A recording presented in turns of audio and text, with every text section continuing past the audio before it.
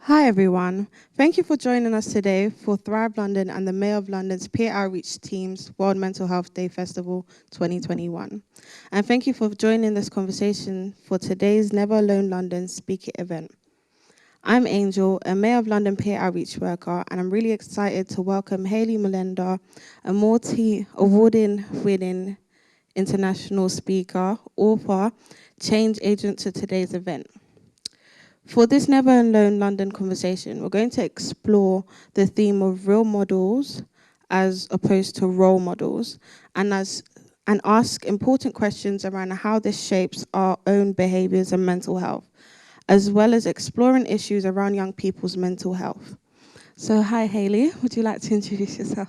Hi, my name's Hayley Mulenda. As you described, I do public speaking, and I like to more or less call myself a change agent simply because I believe that if you want, don't complain, be the change. That's kind of basically the narrative that I live by. And I think, growing up in the area that I did grow up in, I saw a lot of things like knife crime, so saw people pass away, gone to funerals, or people who I've loved that unfortunately have had their life taken by knife crime and violence and all those type of things. And I think I just more or less want to contribute to being a change in my community and trying to inspire others that, the best I can say is that your environment doesn't have to necessarily be your limitation, but if anything, it can actually be a launch pad for you, and it can actually be something that inspires you to go out and do more things. So there's so many different things that I do, but more or less, I think to summarize what I'm most passionate about.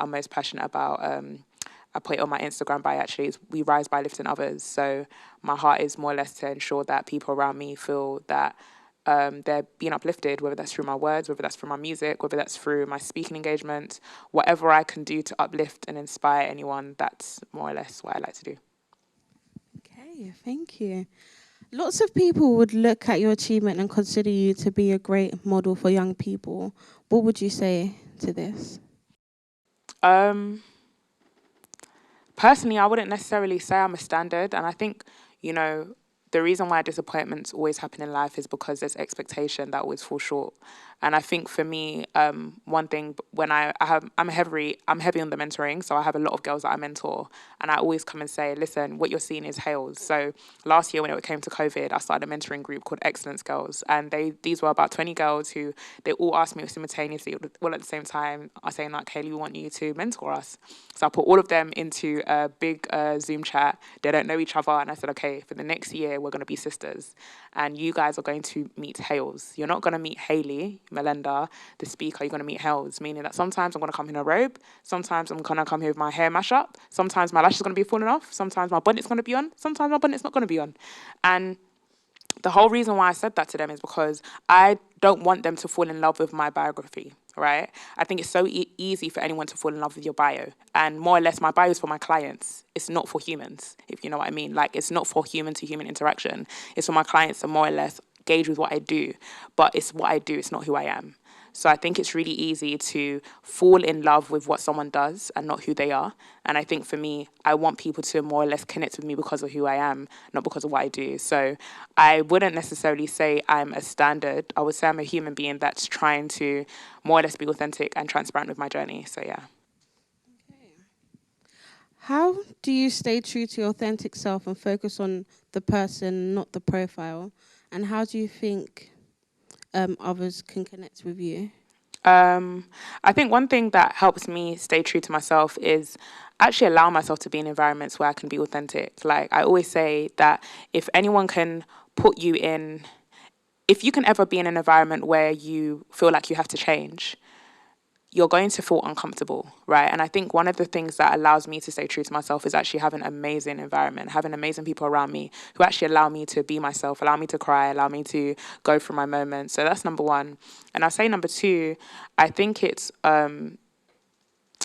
I'm one person that I like to read the humanity behind a lot of stories. So let's say, for example, Oprah Winfrey, who is an amazing media mogul, but her story, her background, like that's she has human sides. Like she's talking about her rejections in terms of when she first went onto the news in Chicago, and all these different people who were so inspired by you get to hear these stories. I went to an event where Michelle Obama was speaking in New Orleans, and she was speaking with Gayle King, and she was talking about the amount of rejection and how the amount of racism that she faced. You know, we would have never seen that as a first lady, but I think it's beautiful that she could actually come on stage and be so vulnerable and say, no, like me and my family were attacked whilst we was in that White House. We was in the most powerful house in the world, but we were still attacked. Like, we were not immune to that. We were not immune to pain. And I think when you get to that point of understanding that you're not immune to pain and no one is immune to pain, I think that will allow you to stay true to yourself, because you're a human being, and that gives you grace to kind of forgive yourself and make mistakes, fall, but also to get back up again.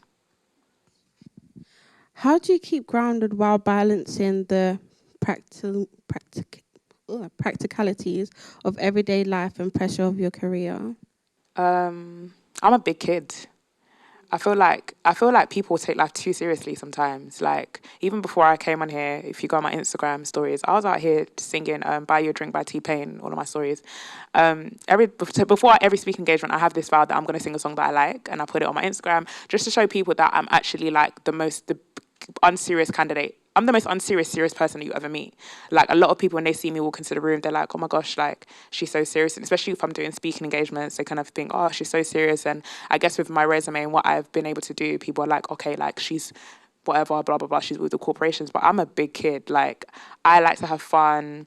Like, I'm literally the most annoying person. Like, I'm also like the youngest, like, in terms of I have an older brother. And if you've got an older sibling, like, when you're a baby in the house, like, you're a baby in the house. So with me, I'm my mum's baby, and I don't care, big 24 that I am, I'm my mum's baby. And she, I nag my mum, I call my mum for anything. My mum's a midwife, and I'll call her. Even if I know she might be delivering a baby, I'll be like, Mum, like, where's the keys to this? Like, I'm still that person. So I think there's that. And also, I think on top of that, it's really important to surround yourself with people who actually remind you to stay young and remind you to have fun, remind you to not take life so seriously. And I'll say the third thing, one of the things that, allows me, and I'm a person of faith, so prayer, meditation, and reading the word allows me to stay grounded and just to remember that, there's a bigger mission and a bigger picture behind everything. So, yeah. Who are your biggest musical inspirations? Okay, that's a good question. It has to be Lauryn Hill. Lauryn Hill. Lauryn Hill has a timeless album. I mean, I went to her concert in O2 in 2019, and to know that this woman still was able to do a world tour 20 years after her album, which is Miseducation of Lauryn Hill, I think, personally, I don't think you're getting any better than that, because that whole album is not just singing, it's not just rap, she's storytelling. And I think the embodiment of any music artist is to storytell. Her, I'll say Jasmine Sullivan. Love Jasmine Sullivan. Another artist that I really like in terms of, I mean, we have Laughter performing later. I do love Laughter. So I've got a bigger up too. In terms of, let me go to the UK now. In terms of the UK, not gonna lie, I do like some T Wizzy from the Nine. I do love T, I mean. And Dave and Stormzy. Those are definitely two artists that I would have to, just say. Stormzy, yeah. Definitely. Love a bit of Dave. Earlier this year, you released your first rap single, Prosper. What inspired the career change, and what can we expect from you in the future?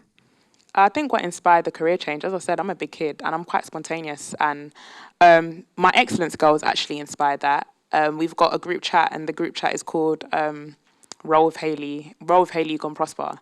And basically, before the end of every session, because we used to do this weekly, 6 o'clock in the morning, I used to get them up, and we would do like just different conversations, talk about all types of things, more or less a sisterhood. And at the end of every conversation, I'll sing, it's a lyric from Darker Gangsta, which says, roll with me, you're gonna prosper, I take your love, star, tell you what you want, girl. So I was singing that to them. Then they made this whole song that roll with Hayley, you gonna prosper, roll with Hayley, you gonna prosper. So I thought, okay, I'm gonna take this, I'm gonna take it into a song. Went to the studio, made it into a song, and I spit some bars on it. And I let them listen to it first, and they're like, oh my gosh, Hayley, you have to release it. So I thought, okay, if I'm going to do it, let me go all out. So I got my friend Quayson Matthews, who's worked with Stormzy before, and he's worked with really big music artists. He's my boy, so I got him to film it and direct it. And when we put the video together, I was just like, this is actually banging. Like, this is a good song, and this is a sick video. And when it first came out, got spun on like One Extra. It went to number 5 on rap in terms of iTunes in the UK. All these things were happening. I was just like, damn, like I didn't really expect it to do so well. And yeah, I've been rapping and singing since I've been more or less like 10. So it's been something I've been doing for years. And I think COVID was a wake-up call. Like, if you're not doing what you love in your life, you should. Because the whole world shut down. And I think that was the time for us to face ourselves and just say, are we actually happy? Are we doing the things we love? Are we doing the things that bring out the youth in you? Are you bringing the things that bring out the inner child in you, should I say? And I think that's my happy place, like the studio. It's where I can be free. It's where I can be creative. And I think that was more or less one of the reasons I took that shift. You've spoken quite openly in the past about your own struggles with your mental health. How do you feel this has impacted your journey, and what advice would you give young people with dealing with similar experiences? I think one thing I've realized about mental health is I think many people, they mistake mental health as mental health issues. Everybody has mental health. If you're a human being, you have mental health. It's like how we have health. But obviously, if you have a cold, that means your health is probably on the low end of the spectrum. And the same with mental health. Like, if it's low on the spectrum, it's likely you're going to have mental health issues. And I think it's very easy to kind of be like, oh, I have mental health. Yeah, of course, all of us have mental health. But it's when you have mental health issues, that's where we have to be able to understand the difference. And it was when I was in 2016, that's when I started actually having like some mental health issues. So depression, anxiety, and unfortunately, it did lead me to a suicidal place. And different things sparked that, if I'm being honest. But one of the things that helped me cope was actually having a gratitude journal, being open, having a community of people around you. Like, I think there is so much power in community. There's an African proverb that actually comes and says, like, it takes a village to raise a child. And I don't think it just takes a village to raise a child. I think it takes a village and a community to sustain a child. I think, as I said, we're all children. Like, there's an inner child in every single one of us. There's still trauma and different things that I think every human being is still navigating, no matter how old they are. They're still dealing with. So I think it was also addressing these things, being honest with myself, and also giving myself grace. I think as human beings, we are harder on ourselves than we are on others. And sometimes, you can meet someone who's really mean, or meet somebody who treats you like crap, but you don't understand that they're just projecting the voice that they're telling themselves. And I think when we learn to give ourselves more grace and to give ourselves more understanding and treat ourselves like literally love yourself as thy neighbor. If you love yourself first, I think it allows you to pour back into you. And I think that's something that's really helped me in my mental health journey. What advice would you give young people that are on social media and there's loads of like negative stuff being pushed towards them? What's your advice for young people, and how do you think they can cope with that? Big fat B button, block it. Like, I'm just not afraid to block. I mute, like, for my mental health. I've got so many people who I follow and I mute them. If you just irritate me, or if you're triggering, I'll mute you. I'm this type of person, if I just don't see you, I'm at peace. I like to sleep well at night, Like, I think I like to be able to sleep well at night and wake up at night and just not be bothered. So I definitely do actually, I'm an advocate of the block button and the mute button. But in terms of other things that I think you should do, I think at the end of the day, your algorithm, in terms of social media, social media knows your algorithm. And I think, the more that you engage in toxic content, that is going to pop up more. So go out of your way to actually find positive content. So I actually got out of the way to actually find positive content. And how do you go out of the way to find positive content? You follow people that post this type of content and unfollow people who don't post this type of content. And the more that you follow these types of people, your algorithm will switch it. So my explore page on Instagram normally is relationships. I recently got engaged, so it's going to be relationships. It's wedding dresses like crazy. It's wedding venues, it's catering, it's all this. Because all I'm doing is looking at wedding dresses, looking at catering. This is literally what I've been doing for the past 2 days. And my explore page has already shifted. So if you engage with this type of content, your explore page will shift. And I definitely would also say something that I'm very, very passionate about is make sure that you have relationships and you have a real life offline. I think sometimes with young people, we can more or less amplify the online life and actually forget that there's people offline and there's things kind of happening offline as well. So I'm very much an advocate of, yes, online, make sure you park it for a bit, sometimes take time off, but also have the time for you to check in with your friends offline, check in with your family offline, put your phone down. If you need to do a social media fast and come off it for a bit, like that's, okay too. How do you think young people should pick their role models?